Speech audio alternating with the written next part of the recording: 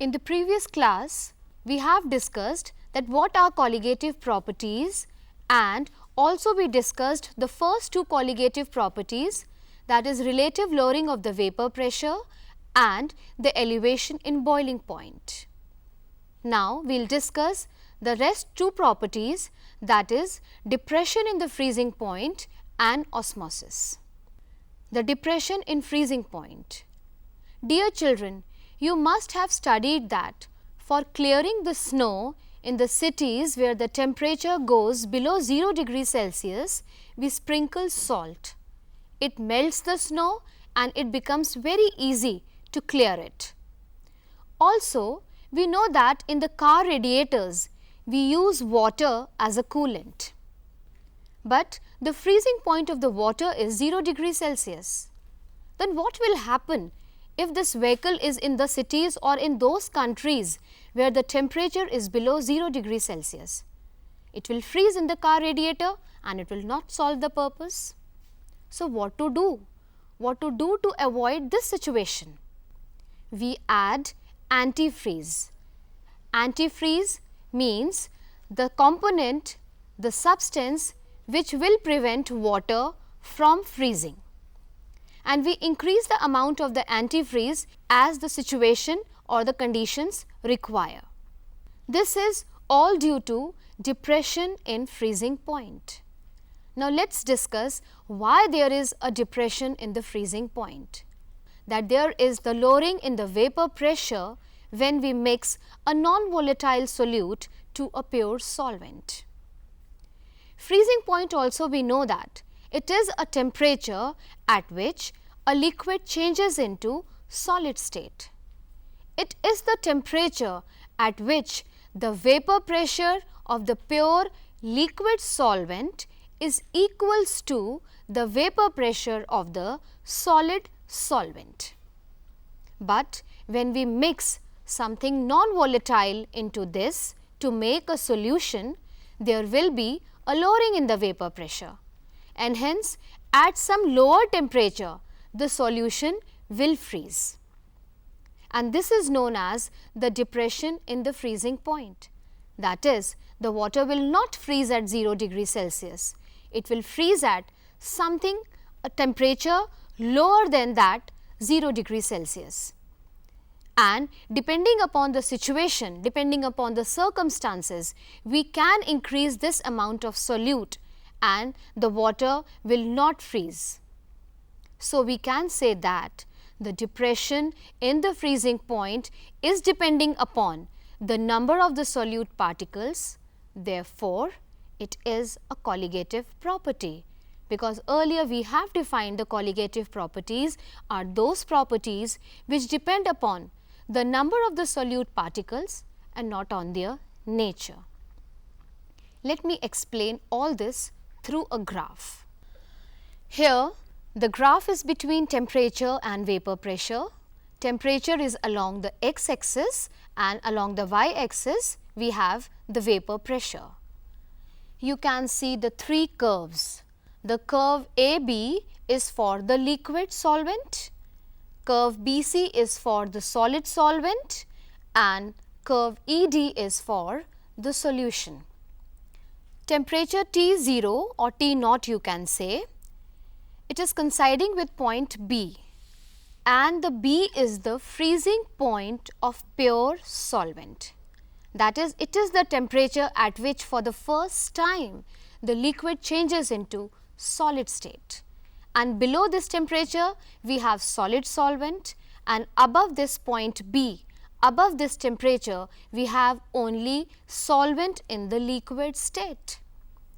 From here you can also understand the definition of the freezing point, that it is the temperature at which the vapor pressure of the solid solvent is equals to the vapor pressure of the liquid solvent. Now, for the vapor pressure curve of the solution, you can see that the solution is freezing at some temperature below this normal freezing point. T temperature is below T0. So, we can say that there is the depression in the freezing point. delta Tf, it is the value of the depression in the freezing point. The more you add the solute, the more the lowering of the vapor pressure and more will be the depression in the freezing point. Mathematically, delta T is equals to IKFM. Delta T is the depression in the freezing point, I is the Windhoff's factor, Kf, it is the molar depression freezing point constant, also known as cryoscopic constant. Unit is just similar to the ebullioscopic constant, that is Kelvin kgs per mole. Small m is molality. You already know molality. It is the number of the solute particles dissolved in 1 kg of solvent. These are some sample cryoscopic constants. For benzene, it is 5.12 Kelvin kgs per mole. For camphor, it is 40. For water, it is 1.86.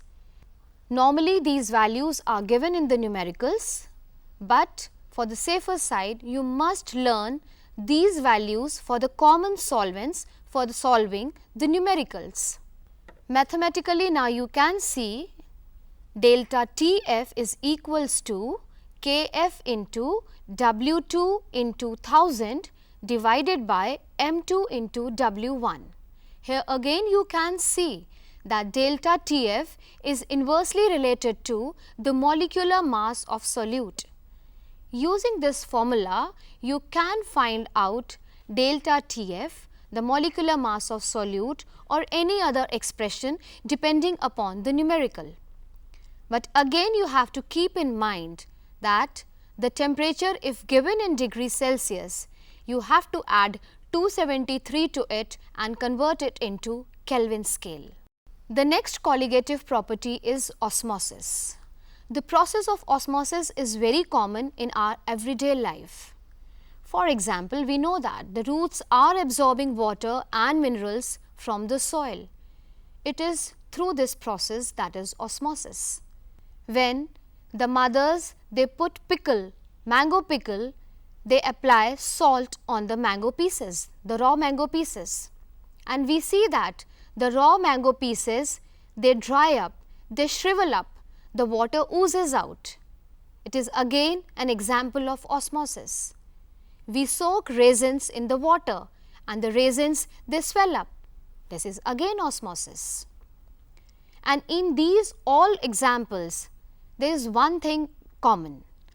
All these structures like the raw mango pieces or the raisins or the root and the root hairs, they are surrounded by a semi-permeable membrane, also known as selectively permeable membrane.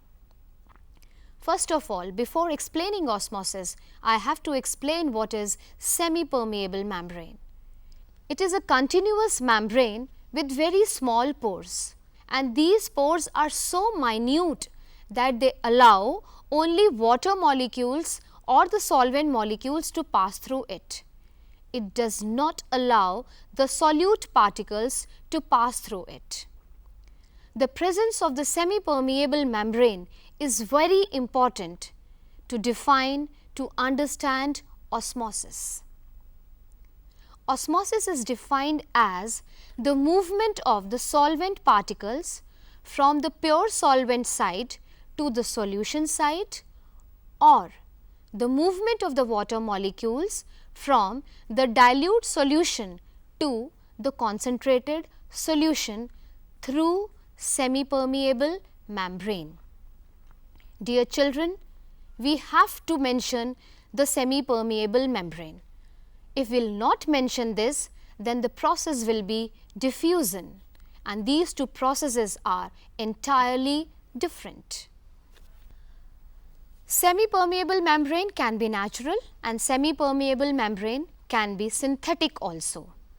Like the pig bladder or the parchment, they are the natural semi-permeable membranes, and cellulose acetate is a synthetic semi-permeable membrane. In exams, they ask you this example, give an example of semi-permeable membrane, either synthetic or natural. So, you have to keep this also in your mind. Osmosis and osmotic pressure. Dear children, when the osmosis takes place, a pressure is developed and that pressure is known as osmotic pressure. Osmotic pressure is a colligative property, and now you can very well understand that why it is a colligative property, because it is depending upon the number of the solute particles and not on their nature. If we want to stop the process of osmosis, on the opposite side we have to apply some extra pressure. This extra pressure should be more than osmotic pressure. If it will be less than osmotic pressure, the process of osmosis will continue. If this external pressure will be equals to osmotic pressure, the process of osmosis will stop. And if this extra pressure, this external pressure is higher than the osmotic pressure, the reverse osmosis will take place. Reverse osmosis, nowadays a very common process taking place. There are countries where there is no drinking water, there is no potable water, they have only sea water, and the sea water has salts. They cannot consume that water for drinking purposes. So, reverse osmosis is the solution of the problem. What we do is, from the sea water, the pure water is squeezed out by the process of reverse osmosis.